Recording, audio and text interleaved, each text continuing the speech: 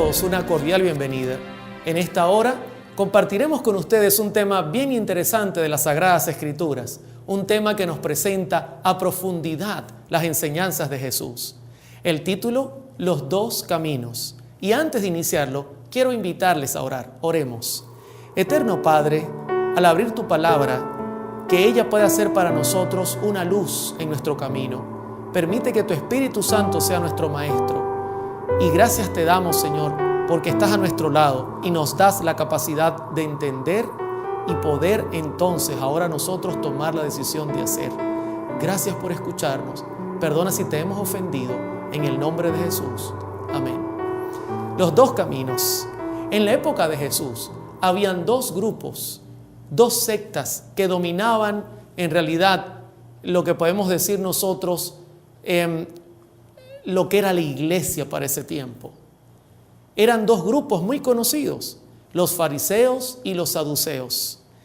Especialmente quiero compartir en esta introducción cuál era la actitud de ellos frente al Evangelio. Y para esto voy a apelar especialmente al comentario bíblico adventista. Acompáñenme a leer. En el espectro religioso del judaísmo del Nuevo Testamento, los saduceos eran los liberales. Como se encontraban en el mundo, también estaban listos y dispuestos a ser del mundo. Ahora, en primer lugar, quiero que noten que el grupo de los saduceos representaba el extremo liberal. Ellos pensaban así: nosotros somos del mundo, vivimos en el mundo, y como somos del mundo y vivimos en el mundo, pues entonces en ese caso nosotros tenemos que disfrutar de las cosas del mundo. No nos debe preocupar otra cosa. Pero por otro lado estaban los fariseos, y noten lo que dice el comentario bíblico. Dice: los fariseos, por otra parte, aunque por necesidad estaban en el mundo, rechazaron ser parte de él. El fariseísmo separatismo enfatizaba la separación del mundo y su contaminación. Sí, es la otra cara de la moneda. Los fariseos decían: estamos en este mundo por necesidad, pero mientras más lejos de él, mejor. Usted dirá: oye, es un buen pensamiento. Sí, pero tiene que haber un equilibrio. No podemos nosotros pensar que aunque estamos en el mundo, no podemos tocar el mundo. ¿Y cómo le predicaremos a aquellos que lo necesitan? Ahora, continuando con lo que el comentario bíblico adventista tiene que decir de estos dos grupos, seguimos leyendo. Mientras que los fariseos vivían separados del mundo y esperaban salir de él, los saduceos no esperaban ningún otro mundo. Interesante. Los fariseos pues querían vivir separados. Usted recordará cuando estaba orando el publicano y el fariseo decía: yo te doy gracias que yo no soy como este. Pero por otro lado, los saduceos no esperaban ningún otro mundo, así que trataban de disfrutar todo lo que había en él. Ahora sigamos leyendo. Los ojos de los fariseos estaban fijos en la vida futura, pero los de los saduceos en esta vida, ya que no tenían esperanza de otra. Para los fariseos, los intereses religiosos eran supremos, pero los seculares eran la preocupación dominante por los saduceos. Usted recordará también, por ejemplo, cuando el sacerdote y el levita iban pasando y vieron al hombre herido. Y entonces el sacerdote: oye, si yo no tuviese el culto ahora a las 9, yo lo atendiera, pero estoy apurado porque las cosas religiosas son importantes para mí. Así era el pensar de los fariseos. Por otro lado, el saduceo no esperaba otra vida. Usted recordará también cuando el saduceo, por ejemplo, se acercó y le dijo a Jesús que había una mujer que se había casado con 7 hombres en el contexto de la historia, y que los 8 serían salvos. ¿Con quién de ellos viviría en el cielo? Simplemente querían tentar a Jesús porque ellos no creían en una resurrección. Así que tenemos dos bandos extremos en su manera de pensar. ¿Qué sigue diciendo la Escritura? ¿Qué sigue diciendo el comentario bíblico? Note esto. En tanto, los fariseos eran los fundamentalistas, conservadores y ortodoxos de su tiempo. Los saduceos eran los modernistas, progresistas y liberales. Por un lado tenemos los fariseos que cuando había un cambio no lo querían aceptar, que para ellos el culto tenía que ser como lo enseñaron los ancianos, que para ellos las enseñanzas de los ancianos era lo más importante. Ellos se anclaban en todas las enseñanzas que habían, y eso no estaba mal, pero iban al extremo. Cualquier violación sería el fin del mundo. Por otro lado, tenemos los saduceos que pensaban todo el tiempo, su pensamiento era progresista, liberal. Oye, pero hay que cambiar la iglesia, necesitamos poner música que atraiga a la gente, necesitamos hacer algo que atraiga a la gente. Era un pensamiento todo el tiempo progresista, pero hacia el extremo, un extremo muy liberal. Sigue diciendo, los fariseos creían que una divina providencia ordenaba los asuntos de los hombres y enfatizaban la dependencia del hombre de Dios. Eso está muy bien. Pero noten lo que ahora añade: concebían a Dios como un padre estricto que vigilaba atentamente para ver la mínima infracción de su voluntad, siempre listo para castigar a cualquiera que se equivocara. Es increíble. El fariseo entendía la importancia de depender de Dios. Para él estaba claro, pero luego iba al extremo. Aquella persona que por alguna razón cometiera un error, Dios estaba allí pendiente para castigarlo con fuerza. Oye, era una actitud bien dura la de los fariseos. Recordamos, por ejemplo, en Juan 8, la situación de la mujer adúltera. Eran extremistas a la hora de aplicar las leyes, no tenían misericordia. Para los saduceos, Dios prestaba escasa atención a los hombres y tenían muy poco interés en los asuntos de ellos. Creían que el hombre era árbitro de su propio destino y no esperaban una vida después de la muerte. Ahora, el saduceo era lo contrario. El saduceo no creía que Dios se preocupaba por el hombre. Eso, por supuesto, alimentaba la liberalidad, porque ellos decían, Dios no está preocupado por lo que hacemos. Él no está pendiente de eso. Así que hagamos lo que queramos, comamos y bebamos, total, mañana moriremos. No hay que preocuparse. Seamos libres en todo lo que hagamos, pero una libertad que caía en realidad en libertinaje. Entonces tenemos dos grupos. Yo creo que ha sido claro: el lado fariseo extremo, conservador, todo el tiempo apuntando con el dedo, no hagan esto, no hagan lo otro, los ancianos dicen, van a caer en pecado, Dios les va a castigar. Era un extremo increíble. Por el otro lado estaban los saduceos, no importa, disfrutemos de las cosas del mundo. De hecho, los saduceos casi siempre estaban en el lado de los ricos. Anás y Caifás eran saduceos y eran un extremo liberal increíble. Cualquiera que se levantara y apuntara a su forma impía de vivir era un enemigo. Tenemos estos dos grupos, pero la pregunta clave es: ¿y cuál es el equilibrio? ¿Dónde podemos hallar nosotros el equilibrio?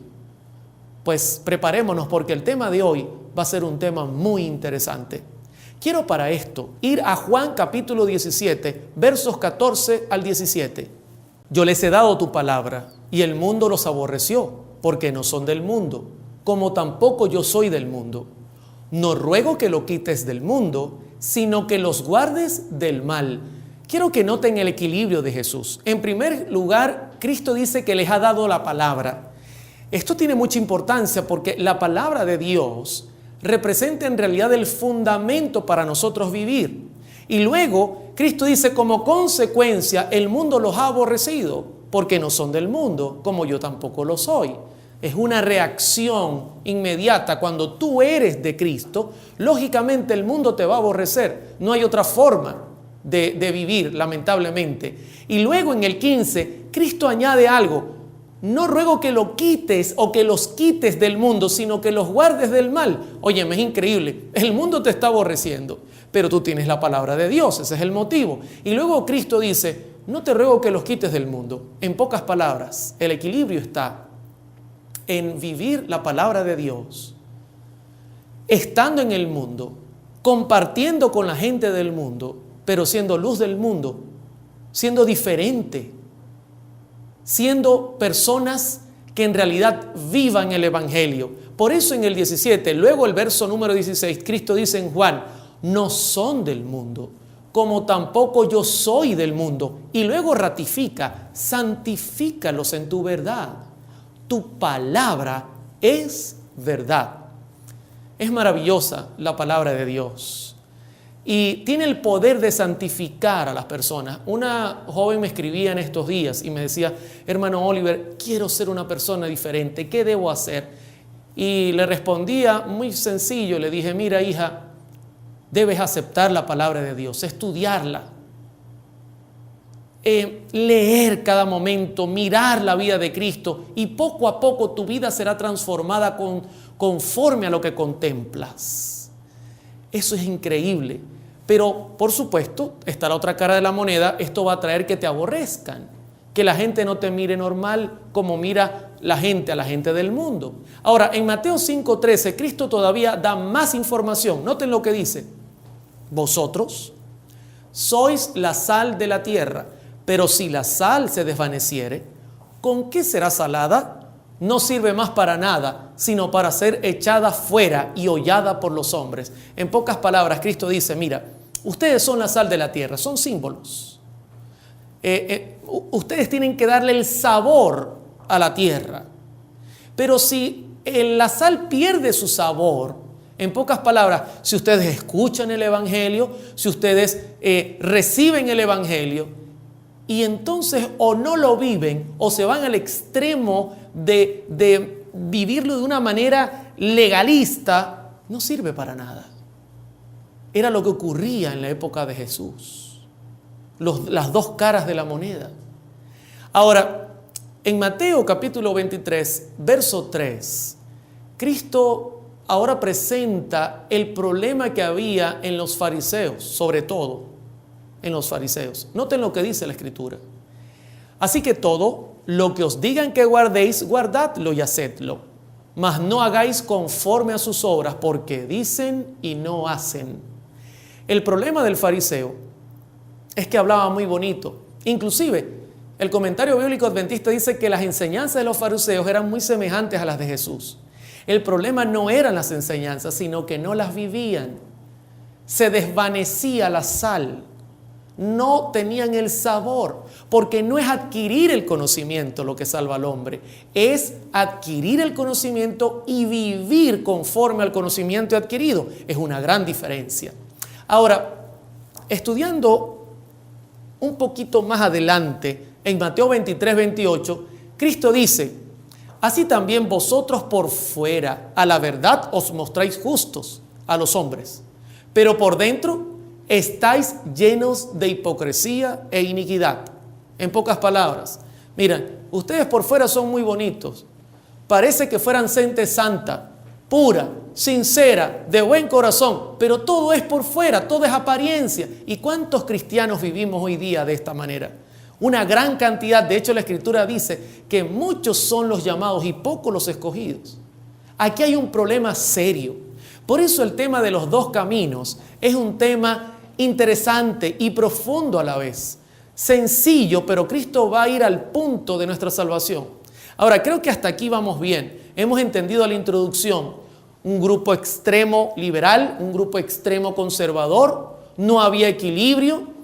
Algunos hablaban muy bonito, pero no hacían. Otros no les importaba lo que la gente pensaba de ellos. En este contexto, Cristo presenta su sermón en Mateo capítulo 7. Y quiero compartirlo contigo. Un sermón muy interesante. Un sermón que habla de dos puertas y dos caminos. Vayamos al verso 13. Dice: entrad por la puerta estrecha, porque ancha es la puerta y espacioso el camino que lleva a la perdición, y muchos son los que entran por ella. Porque estrecha es la puerta y angosto el camino que lleva a la vida, y pocos son los que la hallan. Inmediatamente, en Mateo capítulo 7, Cristo tiene como gente que está mirando y escuchando su sermón a fariseos, a saduceos y a gente común. Y Cristo lo primero que le dice es: mira, hay una puerta que es angosta y hay una puerta que es ancha. Al mismo tiempo hay un camino que es angosto y hay un camino que es ancho. La puerta angosta y el camino angosto llevan a la vida eterna. Y la puerta ancha y el camino ancho llevan a la perdición, y muchos caminan en ella. Por otro lado, en el griego original, el camino angosto es un camino peligroso. Es un camino con caídas peligrosas que cualquiera que cae puede morir. Ahora, esto está lleno de símbolos. Símbolos que para la época de Jesús eran símbolos quizá para la gente sencillos de entender. Pero ¿qué representa la puerta? ¿Qué representa el camino, lo angosto y lo ancho? Vayamos primero a la puerta. En Juan capítulo 10, verso 9, Cristo dice: yo soy la puerta. El que por mí entrare será salvo, y entrará y saldrá y hallará pastos. En primer lugar, quiero decirte que la puerta representa a Jesús. Tú tienes que llegar al Evangelio por Jesús. Tú tienes que aceptar el llamado de Jesús. No puede ser que tú llegues al Evangelio porque te gustó la edificación de la iglesia, o porque cantan muy lindo en la iglesia, o porque tienes una novia en la iglesia. No, la entrada al Evangelio tiene que ser porque tú quieras conocer al dador de la vida, que representa a Jesucristo. Eso es la puerta. Ahora, si por un lado la puerta representa a Jesús, la angosta, la puerta ancha, lógicamente, representa al otro líder, que es Satanás, que la Biblia lo llama el ladrón, el asesino, el mentiroso, el farsante. Lógicamente, tenemos dos líderes. Por un lado, Jesús representa la salvación, y por el otro lado, Satanás representa la muerte. Ahora, y uno pregunta, ¿solo basta con entrar en la puerta? No. El gran problema que hoy día tenemos en nuestras iglesias es que se predica mucho la puerta. Muchas veces escuchamos que Cristo salva, que no hay cosa más linda que nuestro Señor Jesucristo, que Él es el Salvador de este mundo, y eso es verdad. Y lo respetamos, lo creemos, lo anunciamos. Pero muchas veces el mensaje queda ahí, varado allí, de allí no pasa.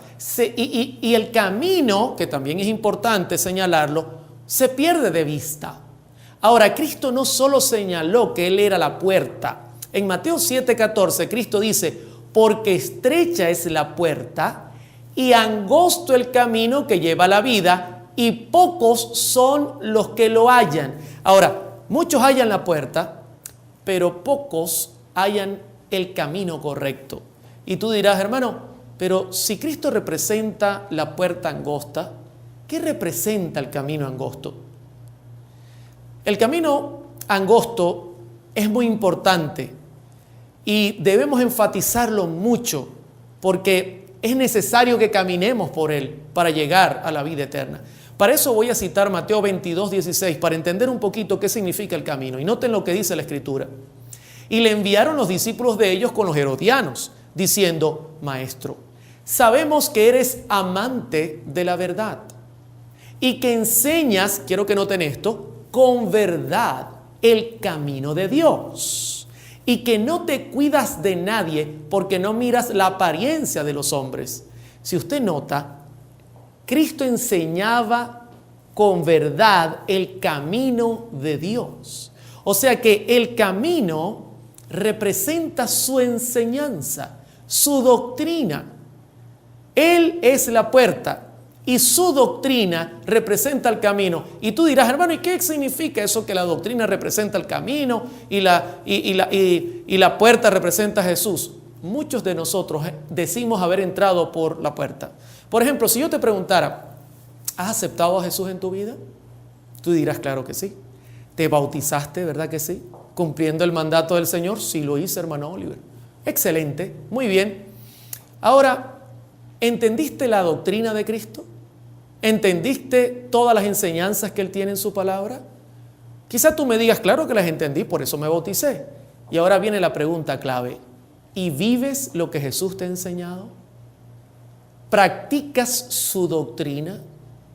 ¿Crees en los profetas y vives lo que los profetas enseñan?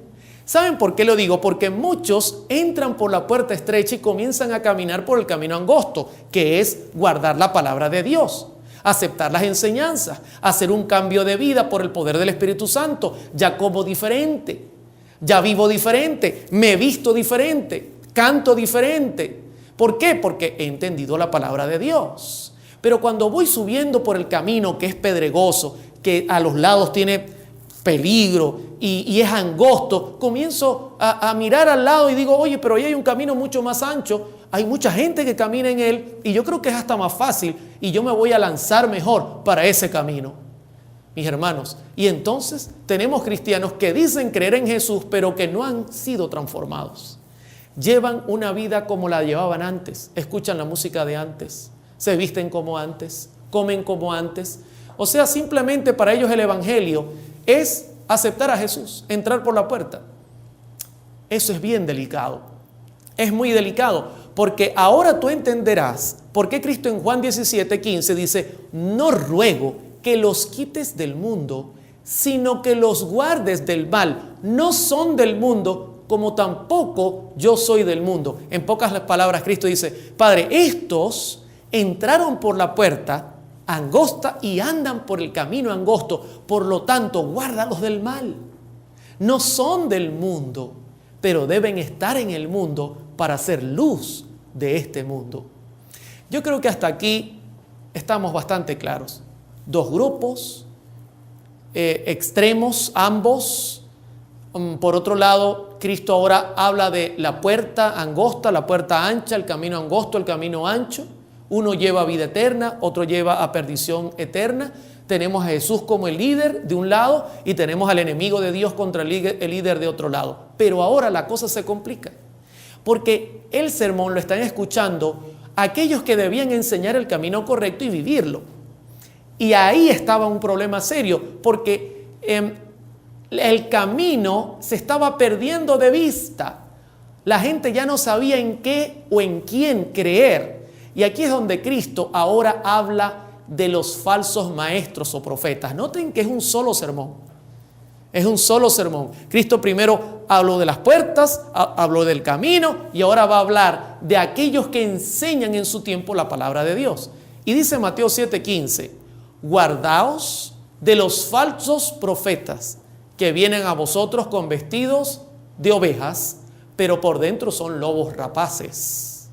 Oye, eso es bien delicado.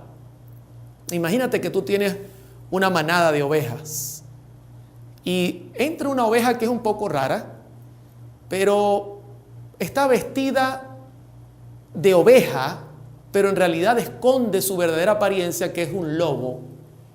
Pero lo increíble es que esta oveja, vestida de oveja, pero en realidad es un lobo, no es alguien cualquiera, sino es alguien con mucha influencia. Es delicado, ¿verdad? Porque puede llevar las ovejas a un lugar donde luego los lobos la arrasen. Eso es lo que está presentando Jesús. No creas que cuando habla de falsos profetas es que se va a levantar a alguien profetizando lo que ocurrió en el futuro. El profeta también apuntaba hacia el pecado del pueblo. En realidad era su característica más importante, llamar al pueblo al arrepentimiento. Como ejemplo tenemos a Juan y muchos profetas en la Escritura que llamaban al pueblo a arrepentirse de sus pecados. Ahora, Cristo dice que entrarán encubiertamente gente que quizás estará enseñando el camino incorrecto, vestidos de ovejas, pero en realidad son lobos. Y luego añade en el 16 cómo detectar a esta gente. Y dice: por sus frutos los conoceréis. ¿Acaso se recogen uvas de los espinos o higos de los abrojos?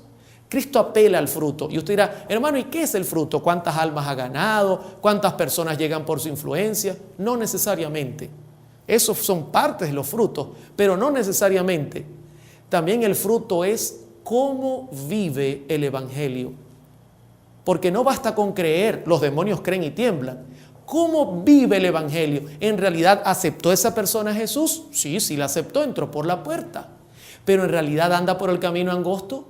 Ha hecho un cambio en su alimentación, en su forma de vivir, en la música que escucha, en la forma en que se viste, en su forma de hablar, en su forma de tratar a su prójimo. No, o sigue siendo el mismo. Eso es lo que está apelando a Jesús. Nadie puede venir a decir que ha hecho un cambio y seguir siendo el mismo. Y luego sigue diciendo Mateo 7: así todo buen árbol da buenos frutos, pero el árbol malo da malos frutos.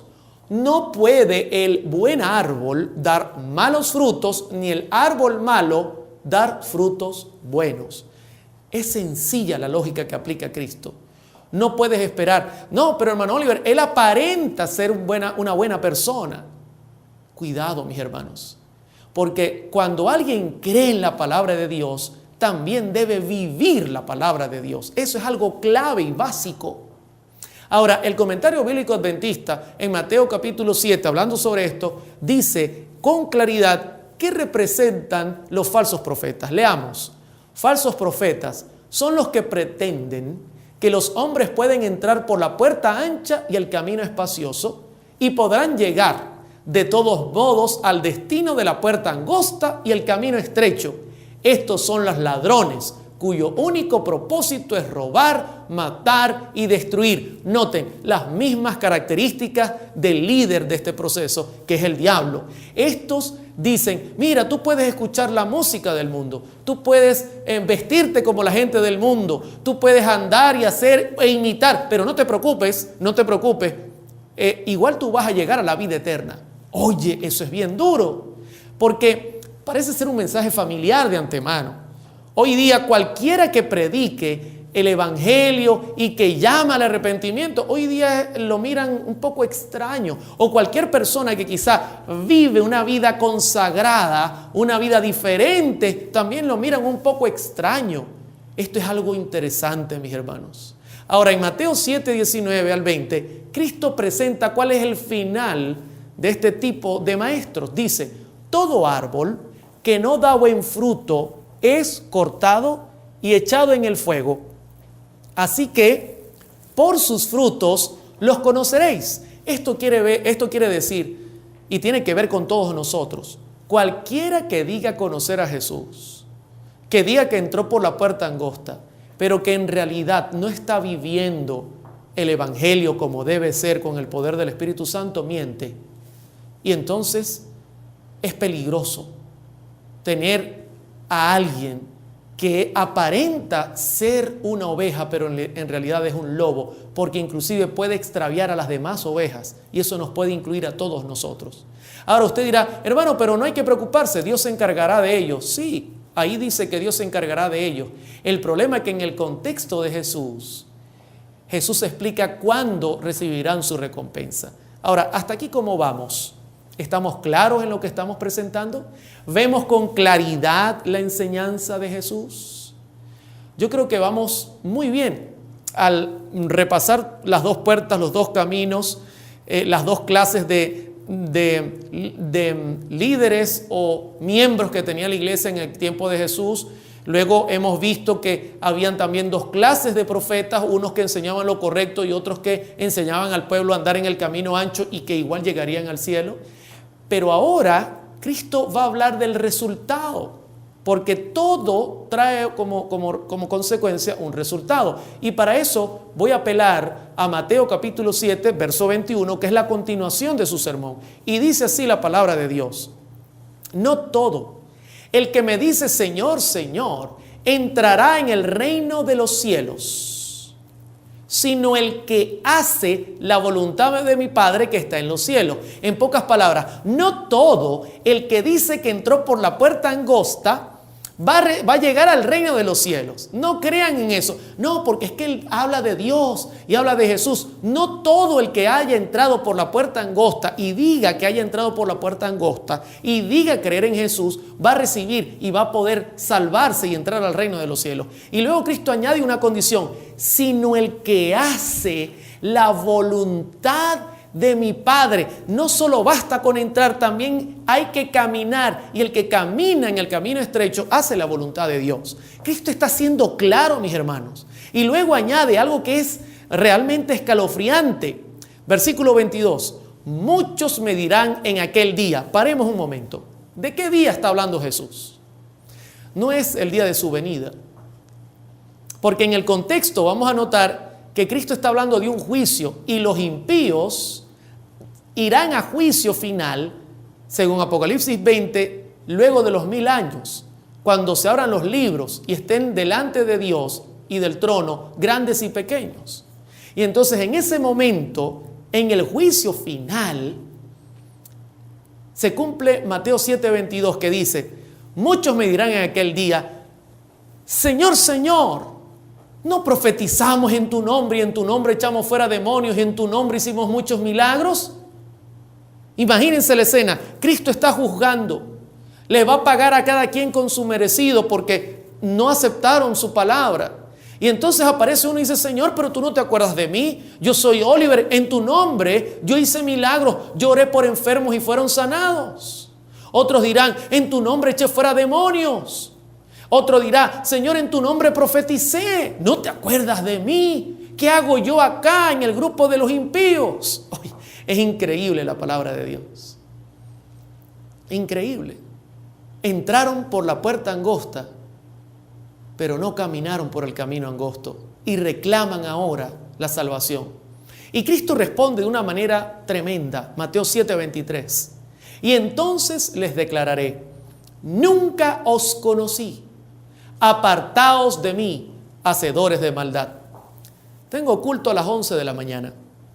Resulta que el pastor me está esperando porque a las 11 tengo que tener el sermón. Y son las 11:30 y yo no aparezco por ningún lado. Pero a las 11:35 aparezco bien vestido, peinadito, acomodado y le digo al pastor, pastor, disculpe, llegué un poco tarde. Oliver, ¿cómo es posible? Mira, tenemos 35 minutos de retraso. Los hermanos están molestos. No se preocupe, yo voy a explicar. Y cuando subo al púlpito, le digo a los hermanos, yo sé que están un poco molestos, pero yo tengo un motivo muy importante por el cual yo llegué tarde. Y quiero contarles, resulta que veniendo se me pinchó un caucho, un neumático, y tuve que pararme a un lado, cambiarlo, y mientras lo cambiaba, una gandola o un camión muy grande de 18 ruedas no me vio y me pasó por encima. Sí, y con todo he llegado 35 minutos tarde. Usted se debe reír en este momento y debe decir, Oliver, tú eres un mentiroso. ¿Cómo es eso que un camión te pasó por encima y llegaste 35 minutos tarde? Ni Superman hace eso. Tiene razón, yo soy un mentiroso. Es imposible que alguien haga eso. Ahora escúcheme bien. Cuando Cristo dice, apartaos de mí, obradores de maldad, nunca os conocí, Cristo está diciendo justo lo mismo. ¿Cómo tú dices conocerme a mí? Dices ser mi siervo, dices haber entrado por la puerta angosta, caminar por el camino angosto, y entonces llevabas una vida doble. No te transformé, no cambiaste tu manera de vivir, tu manera de comer, la música que escuchabas, tu forma de vestir. Eras el mismo de antes, solo vivías de apariencia. ¿A quién quieres engañar? Yo quiero que usted se ponga en la misma situación, porque más poderoso que un camión de 18 ruedas es el poder divino.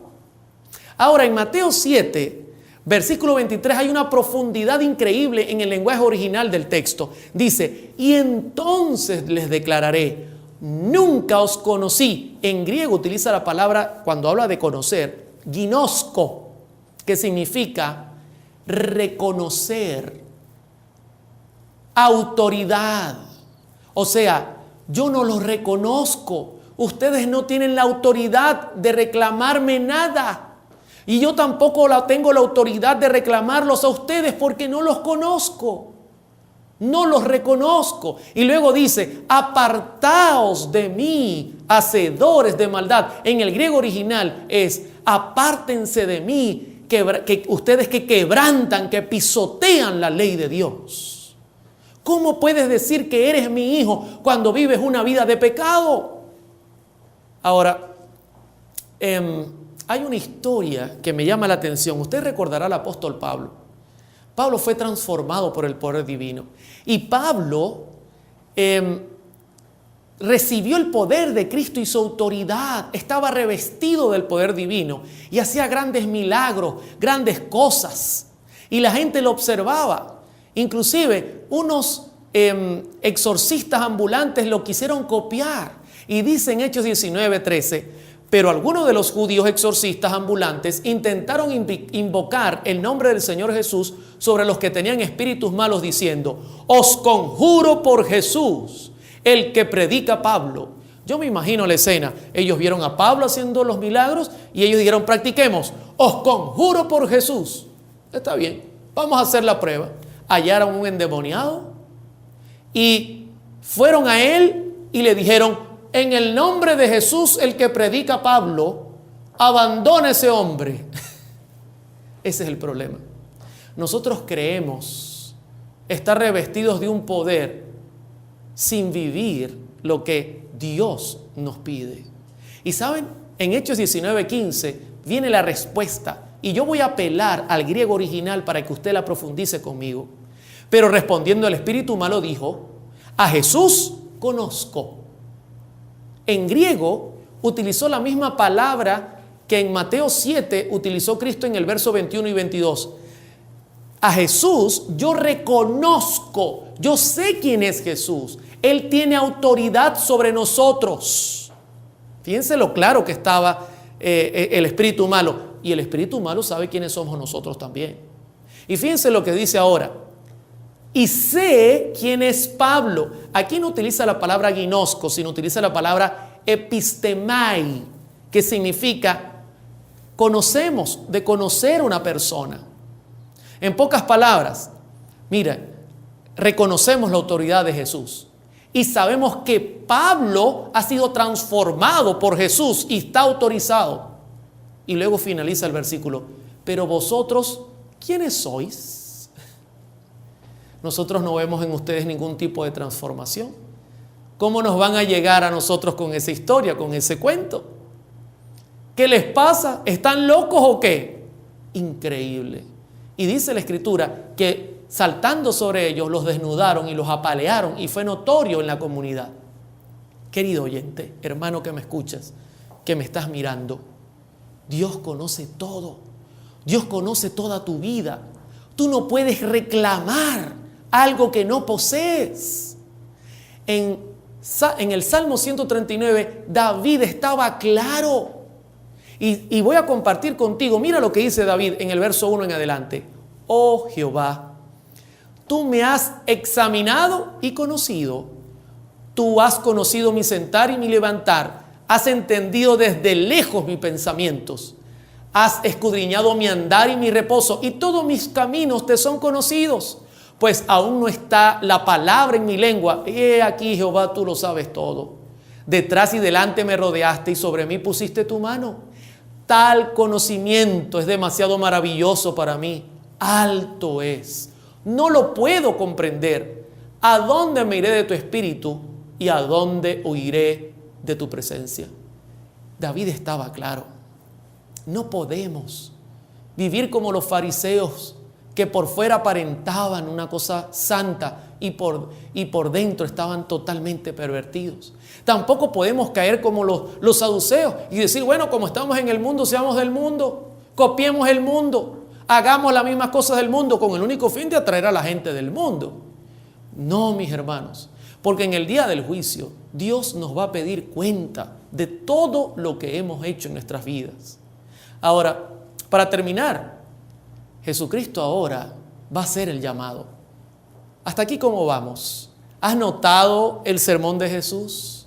¿Has notado cómo Cristo en realidad presenta las dos caras de la moneda? Dos líderes, dos puertas, dos caminos, dos formas de vivir la vida y el evangelio, la doctrina que hemos recibido. Luego, un grupo que enseña que puedes andar por el camino ancho y terminar en la vida eterna.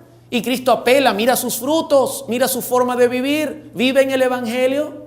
Y luego tú escuchaste cómo Cristo los llevó al punto del juicio, cuando mucha gente clamará, Señor, yo en tu nombre hice tantas cosas, y Cristo declare, yo no les reconozco. No tienen la autoridad para clamarme a mí como abogado, como dice 1 Juan 2:1. No están autorizados. Y ahora Cristo termina haciendo un llamado. Y yo de verdad admiro la capacidad de enseñanza de Jesús. Será en el cielo formidable, algo único escuchar su palabra. Y fíjense lo que dice Mateo 7:24.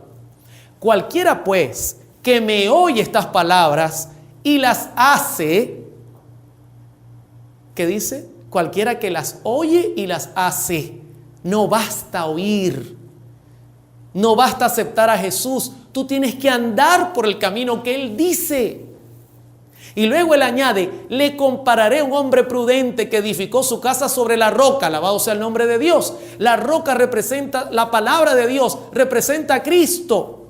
Edificar nuestra vida sobre la roca, vivir el evangelio. Y luego Él dice en el 25, descendió la lluvia, vinieron ríos, soplaron vientos, golpearon contra aquella casa y no cayó, porque estaba fundada sobre la roca. En pocas palabras, ¿traerá problemas vivir en santidad? Claro que los va a traer, porque el que quiera vivir piadosamente recibirá persecución, mis hermanos.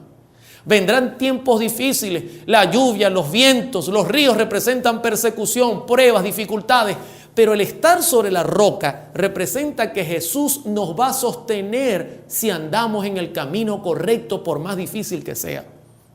Y ahora Jesús hace un llamado tremendo a los que viven una vida de mentira y les dice en Mateo 7:26 en adelante: pero cualquiera que me oye estas palabras y no las hace, le compararé a un hombre insensato que edificó su casa sobre la arena. Imagínate, no, yo acepté a Jesús, entré por la puerta, pero no hago lo que Él me dice.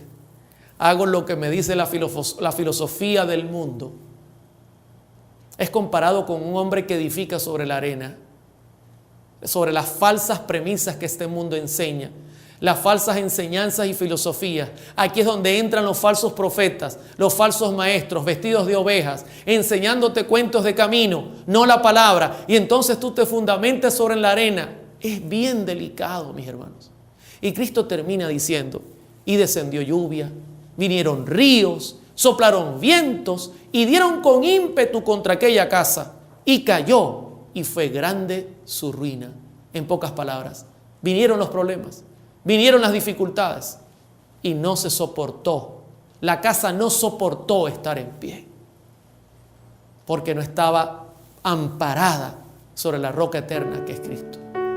Es mi oración que Dios nos pueda acompañar y que podamos entrar por la puerta y podamos caminar por el camino estrecho